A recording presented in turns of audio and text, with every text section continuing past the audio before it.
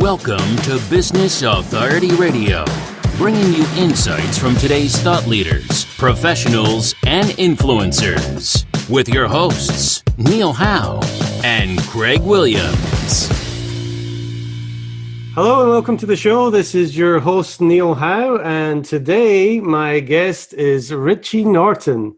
Now, Richie is a blogger, he's an author, he's a speaker, he's an advisor, but my favorite is he is a happy guy. And Richie, you truly are everything that I see about you. You've always got that big smile on your face.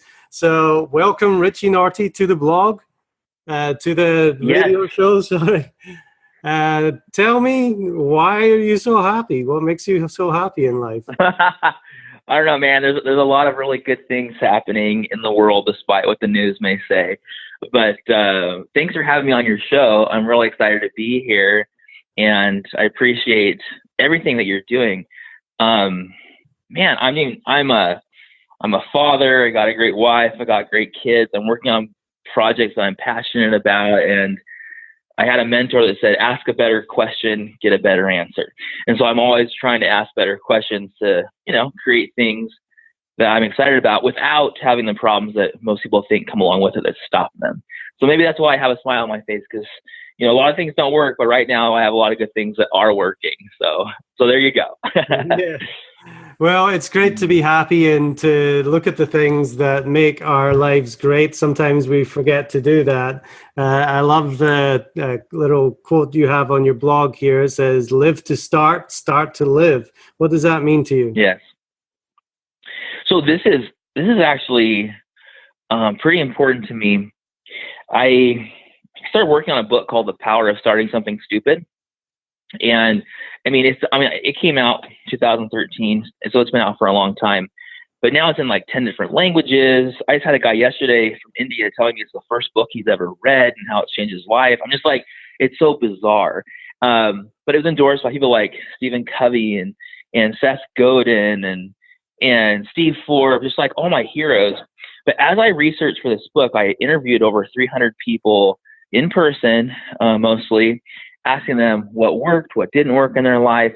A lot of these people were approaching retirement, and they were, either happy or not happy, right? And so I asked them, well, what's going on here? And I started seeing a trend. People that were like supposedly successful, they started stuff really early on, even not knowing what they were doing. And then they kind of meandered around until something clicked, or they shifted or pivoted to get to where they are today. While those that were, I wouldn't say they weren't successful, maybe less successful, or at least in the dreams they wanted to pursue earlier, they said they waited for a time when they would have more time, more education, more experience, more money, only to find out when they got there, they still needed, more time, more education, more experience, and more money. And so we're always just kind of pushing back or pushing the ball up the hill, like waiting for something to happen. But those that kind of do make it happen, make it work. So I learned, if you live to start these ideas that are pressing on your mind right now, you really will start living. Do you mind if I share one more story with you real quick about where that came from? Go ahead. So when I was writing the book, it was going to be called The Power of Start. And START was serve, think, ask, receive, and trust. START. Serve, think, ask, receive, and trust. And as I went into it, I started realizing that people just didn't start things. They started something that someone once called stupid or crazy. And so as I put it around that filter, I started realizing that a lot of these new innovations, all the creativity, you can't create something that's creative and new if it's already been done. It's just an iteration. So all these kind of like revolutions, all these kind of innovations, these disruptive things, they happen from someone that appeared to be insane or stupid. And so I started looking, everything from the Model T to the telephone to Twitter, I like to say, was a stupid idea. But while I was doing that, these are a couple sad things. My brother-in-law was 21, and one day he just didn't wake up. He passed away in his sleep. And I say that fast, but it was obviously torture, like the worst thing that ever happened to our family. Yeah, and I realized that even though it's cliche, like life is short. And we don't always get the opportunity to live to be 65 and quote unquote retire, like we talk about in the States, right? And then a few years later, we had our fourth child, our fourth boy actually, and we named him Gavin. My brother-in-law that passed away was also named Gavin. And he brought so much joy into our lives and kind of filled the hole that, I don't know, the Uncle Gavin had left, and we focused our attention on him, but he caught a cough, and the doctor said he'd be fine until he wasn't. It turned out he had caught something called pertussis, also known as whooping cough, which is a communicable disease. And he was in the hospital for a while. And finally, a nurse comes in and says, look, you guys should be here tonight. And we're like, yeah, I mean, we're always here. We're never leaving. But she was trying to clue us in. Like, this is like serious. And there came a time they brought in a crash cart. Everyone was going crazy. And they said, look, he's going to die. It is what it is. Do you want to use this crash cart thing and it'll be violent and it won't help, but we can, or, not. So my wife and I were there. He's in the middle. She's on one side, on the other side. We're holding our hands over our baby's bed there. And he just looked different. He's full of puffed up of medicine and he's wet through everything. And we decided it was better, since it was inevitable, that we take all the wires off his body. And I held him for a moment, and then my wife held him and rocked him, and we sang lullabies. I had my hand on his heart, and we just waited, for those last beats. And this is a heavy story, but when it happened, what you don't think about, it's your worst nightmare as a parent to have a child die. What you don't think about is, what do you do with your son who's passed away when you're in a hospital? What happens after that? And so my wife's trying to think, the whole thing was horrendous. And this sweet nurse comes in and says, do you want me to, can I rock him for you? And so this sweet angel of a nurse rocks the baby as we walk out empty handed, and, with the weight of the world never being heavier. And through that disgusting experience, someone asked me, a mentor of mine, another mentor, she said, what did you learn from your brother-in-law passing away, from your son passing away? She asked my wife this. My wife's I don't know, ask me in a year. I don't know what to think of this. It's terrible. And over time, I thought about it for a while, and that's what I came up with. I came up with what I call Gavin's Law, which is live to start to live. Because if you live to start those ideas that are pressing on your mind, like I said earlier, you really will start living. And then you double down with that acronym I said: serve, think, ask, receive, and trust. I've never really shared this much detail on a podcast before, so this is really cool. Thanks for asking. But if you live to serve, think, ask, and receive, and trust, you really will serve, think, ask, receive, and trust, and start living. And so I think it's through this process of being a really good giver, and at the same time, not a taker, but open to receiving when it's appropriate, then it creates this virtuous upward spiral where you can create magic. So there you go. Well, Richie, I've heard you tell that story before, but when you're in person like you are right now telling it, certainly has more of an impact. But to make it back after something like that in your life, and really to start living on purpose is, it's a shame sometimes that it needs an event like that to get you to realize that. But ultimately, we all should be doing this. So talk to me a little bit more about the power of starting something stupid. And, there are a lot of entrepreneurial people out there that just want to go follow their passion and do something that they love. What else can you tell me about your book? You know what? The book has so many awesome stories and really deep, everything from Jeff Bezos and how he left Wall Street on a crazy idea to sell books online, and now he's a billionaire, richest guy in the world. It has all these crazy stories, people doing really successful things. And there's just tons and tons of really encouraging, actionable things in the book. But maybe something new that I could share with you, like just some random things that are happening like right now, right? So, I mean, I was in San Diego last week, and I'm at Social Media Marketing World. All these guru social media guys are there from all over the world. And at this point in time, like, I'm working with several of the speakers. We're working with the owners of the event in different ways, shapes, and forms. I have a sourcing company. We make stuff in China. I have a consulting company. I make online courses. Like, I'm working with all these people, and I'm thinking none of this would have been possible if I hadn't had that stupid idea to just write that stupid book years ago, right? And then I'm looking at my friend who, in the book, he like ran over my kid's skateboard, made him a new one, and then asked me, like, should I start a skateboard company? I'm like, no. Instead of saying no, I'm like, would you regret it when you're 80? Because Jeff Bezos, from my research in the book, when he left his secure job on Wall Street, he asked himself, would I regret not trying this internet thing with books when I'm 80? That's right. And so I've always used that question. And then, so now he has skateboarders all over, like in Costco's all over the world, and he's doing great things. And now that venture is winding down. He's ready for his next thing.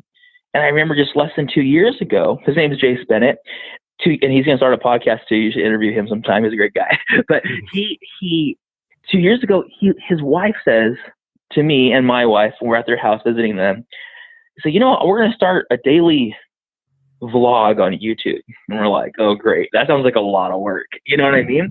And then I fast forward to today. They have over 1 million subscribers, making great money just from YouTube, with tons of opportunities. They just sold their house. They're going to live on the road for 6 months. So similar to what my wife and I and our kids did recently. And it's just like, oh my gosh. Like, we always think, people always share the stories of someone as they're successful today. Mm-hmm. And we think that's impossible. I can't do that. And it's actually true. You can't do that tomorrow. You know, you have to go back to the beginning of their journey of when they had the idea and what their first steps were. And time again, both in Jeff Bezos' case and in my friend Jace Bennett's case, they told someone what they were going to do. Mm-hmm. They said, Jeff Bezos told his boss, I'm going to start this company. I'm going to quit working here. They went on a walk for 3 hours around Central Park, and his boss said, it's a good idea, but not for someone who already has a job. Right? So it's not always the idea that's stupid. Sometimes it's the circumstance. But he realized he would regret not doing it, and he did it. My friend Jace, he and his wife, they're doing this thing, and they just make one video. They get no traction. It takes them months just to get even 1,000 subscribers, and then all of a sudden things start taking off. And so the first step for anyone listening here really is stop hiding your idea and being afraid of sharing it, and also stop being afraid that someone's going to steal it, and just do it. Just tell someone, I'm going to do this. Because when you put it out there, whether you realize it or not, you're holding yourself and making someone else hold you accountable. Right. And you might get naysayers, but if you're the kind that's going to crumble under naysayers, then just stop talking to them and listening to them. But if you can turn it around and say, I'm going to prove them wrong, I'm going to crush them for trying to crush my dreams. Yeah, it motivates. Yeah, really. You've got to put the work in. It starts, the day that you decide to make that decision, and then you've just got to get to doing and get your story out there. And you've done something that is unique to get your story out there, and you've really done it with podcasts. Yeah, it's true. So with podcasting, I'm not a podcaster, although I'll probably start one soon. And I'll tell you why. As a side note, there's another friend I have. His name's TFN Magre. It's a weird name. He's French. He's got this random name. No one knows how to pronounce it. But like, this guy has just taken his own random ideas, helped create products for people all around the world. He's able to visit like Tahiti whenever he wants. Just bought a house. Honestly, it's the idea. And what's cool about a podcast, which he's also starting, what's cool about a podcast is that you as the podcaster, me as the guester, or vice versa, if I was the podcaster and you're the guester, I'm saying things that I have to be held accountable to. because I'm putting them out there in the world. It's recorded. Now I have to live it. I have to walk the talk, and vice versa. You're learning and teaching, and you have to live that way too. So by sharing, we all become better. So when I wanted to spread a message, I thought, should I start a podcast? Like, yeah, that's cool, but the honest answer is I'm scared of the technology and like trying to like record it and make sure it works. Like, I just, I started to get worked up on that. So I decided to do guest shows, and I started guesting all the way back in 2011, 2012. And it was just, I saw something that Seth Godin had done, saying he was promoting a book. He was on all these podcasts. So I started reaching out to the podcast he was on. I got on a few. And then what happened, once I'm on one, I'm on two, other podcasters take notice, reach out to me, and it started to snowball. And I've been on over 300 shows. And what's happened is I realized quickly, at one time I had a month where I made like $300,000. And I was like, where is all this money coming from? And I realized 80% of them or more came from listeners of someone else's podcast. Wow. Specifically, a ton of them came from John Lee Dumas's podcast. He's always talking entrepreneurship, and those are my people. And so when that happened, I was like, oh my gosh, podcast guesting. It wasn't on purpose. It's on purpose now, but like it wasn't on purpose then. It was just, I just realized it as it happened.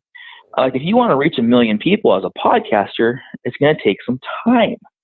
But if I could talk to make the numbers simple, if I could talk to 10 podcasters, that could get 100,000 listens, which is a lot, right? So just to make the numbers simple. But like, if I could do that, I could physically and literally talk to 10 people today if I wanted to. And if they all had 100,000 reach, and even over time, I could reach 1 million people. And so that is the power of being on a podcast, because you're amazing. You have these people that love you. They've been listening to you for however long. You introduce me, which gives me credibility. People are listening, right? And all of a sudden we have this like really cool connection to each other and to the audience. So anyways, podcast guesting has been huge. Just like kind of set my message on fire and get people interested in what I'm doing. Yeah, I really tell everybody that it's a great piece of content that, we deliver as podcasters. We deliver to the guests this awesome piece of content, and then there's so many other things that you can do with it. So what are some of those other things that you suggest people do once they get the audio file or the URL from the podcaster? That's a great question. So most people, guests who get back a podcast, they might unfortunately do nothing with it, and they're expecting the podcaster's audience to just do something, which is, it is what it is, right? And then you would appreciate it if the guest, right, is sharing it and helping and sharing with their audience. And a lot of that actually requires, when you're on a lot of podcasts, it requires, like you're doing, new questions, because if I'm saying the same things over and over and over again, it's hard for me to share it with my audience because they've already heard it before, right? So that's why it's good to have new, different kind of questions and things like that. But long story short, when I get a podcast back and I've liked it and it was a good one, well, then I can take that content, like you may have, the podcaster may have transcribed it, and I can share that, and I can take pieces of it and use it as content. A piece of it could be turned into an article. Gosh, I could take a video and just put the audio, or at least portions of it, over it, right? And all these things, you may or may not need permission from the podcaster, depending on the situation. But at some point, I think Gary Vee talked about content on content on content. On some point, audio can become a video, can become an article, can become something you email out to your list, and vice versa, right? A lot of the things we're talking about, you may have heard some of it before because I've written about it, or I've made a video about it, right? And so now it comes full circle to audio. So if people would stop thinking of content as like in silos, if people would stop thinking of content as like, it's video, it can't go anywhere else. I call, let's see if I can remember if I say this right. I call it like a wave. So you have like WAVE. I'm obsessed with acronyms. The W would be the written, the A would be the audio, the V would be the video, and the E would be email. And so I see my content coming in waves. So no matter where it started, it ends up being one of those 4 things at some point in time too. Wow, that's a great acronym to remember, definitely. And you also, in your podcast guest mastery course, you talk about the recording. We're doing the recording right now. And then there's that repurpose, which you were just talking about. But then there's the recycle. Talk about the recycle, because ultimately this is always living out there somewhere. Gosh. I mean, in addition to repurposing it, recycling it is one way to think of it. But it's as simple as just sharing it over and over and over and over and over again, and in different places. So, for example, something may have happened 3 or 4 years ago, a podcast I was on. My audience now, like, they're, some of them are still may have known 4 years ago. And if I share it again, they're going to go, cool, I remember that one. It's awesome. But gosh, there's got to be 3 or 4 years of people that have never even heard it or knew it existed. Mm-hmm. So I reshare it. So, for example, there were Gretchen Rubin, famous author lady. She's super cool. She wrote an article, interview with me. I just shared it. She did this in 2013. We're talking in 2018. And I shared it yesterday as if it was new. Mm-hmm. I didn't say it was new. I didn't say it was old. I just said, I'm so grateful Gretchen did this, and here it is. And that no one knew that existed, right? I mean, very few, because back then the audience was different than it is today. That's true. But it still has massive credibility. So gosh, just being on one podcast could turn into multiple forms of content on multiple platforms, and could be shared over and over and over again. Even if you did have like an email list, why wouldn't you have some certain podcast or other piece of content dripping to your new subscribers? So like someone might have signed up a year ago and got something that I did a year ago, but someone signs up today, they could also get automatically that piece of content from a year ago because it was still good. And what's cool about podcasts is that they're still relevant. They're evergreen. You can download it and listen to it whenever you want. They don't get lost in some sort of, social media post. You can't find anything I wrote a year ago, 2 years ago on my Facebook unless you are connected to me and you're like doing like a deep dive and searching through junk. But you could easily just search my name on someone's website for a podcast and I'd pop up, right? Right. So podcasts are incredible. I'm a huge fan. So what about, I can definitely tell, what about for, you're a coach, consultant, you have all these different businesses, but what about for a local business owner, such as a doctor, a dentist, or a chiropractor? Are podcasts a good way to get their message out as well? Definitely. As long as they're talking to the right audience, right? If you were a chiropractor, for example, do you want to be on a chiropractor's podcast? Maybe, probably, but you're probably talking to other chiropractors. Mm-hmm. So if you're right, they're not going to buy from you. So, however, if I was speaking to my industry people, I could take that same podcast or whatever piece of content it is and send it to my local audience. When they come to the office, you should listen to this, text it to them, send it in Facebook Messenger, however you spread your message or do an ad, or however you get word out. You say, listen to me talking to this chiropractor. I'm legit. I'm your neighbor. You should come use me. Mm-hmm. You wouldn't say that. That's just what happens, right? So yeah, all day long. So what I do is, after I wrote the book, I became the stupid guy. Like, you can Google stupid Richie, and I'm everywhere because I'm ridiculously stupid. And I started doing a lot of one-on-one coaching, a lot of group coaching, and then I started doing by the month or by the quarter or by the year. Then I started putting online courses together so people could access it differently, the content whenever they wanted. And sometimes I'll add it with like a course and talking to me. So I really try and teach principles, because principles last forever. Like gravity is a true principle, right? Mm-hmm. And then based on the principles, depending on what industry you're on, then we can take those principle-based strategies and turn them into real-time tactics that you can employ immediately. So what's next for Richie Norton? You've got your hands in many things. You're traveling all over the world. What's exciting you right now? What are you working on? That's a good question. So what's interesting is, like, my constraint for myself, self-imposed, is I don't want to do anything unless I can do it from my cell phone. I want to be able to be mobile in the travel. So all the things I do, I ask myself, how can I do this but still be mobile? And my next big thing is I have the sourcing company called Product.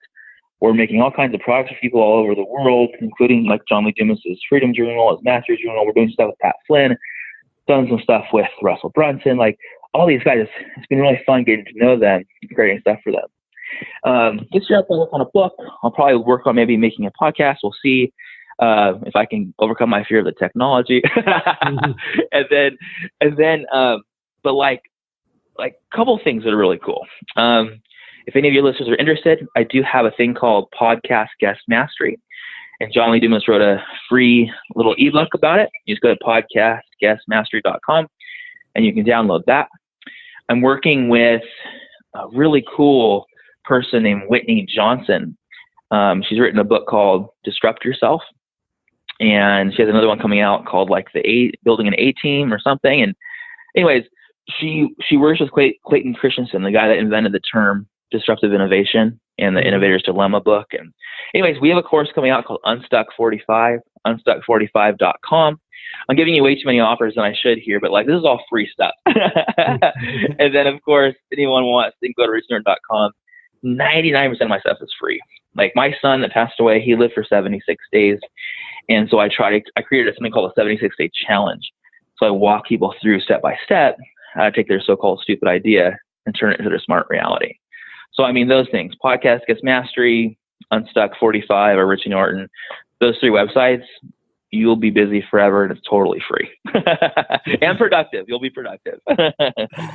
Awesome, Richie. Well, it's been great talking to you today. Thanks for all the stories and for the resources, and to our listening audience. If you like what you hear, you need to hit that like button and share. But definitely get out there, follow Richie. He's a great guy. He's a fun guy. He's always going to lighten up your mood when you see his posts and everything. So, Richie, thanks very much for being a guest on the show today. You're welcome. You're too kind. Thank you very much. That was a lot of fun. I really appreciate it. All right. And to our listening audience, hit that like button and share. We'll see you next time on the show. You've been listening to Business Authority Radio with Neil Howe and Greg Williams. To learn more about the resources mentioned in today's show or to listen to past episodes, visit businessauthorityradio.com.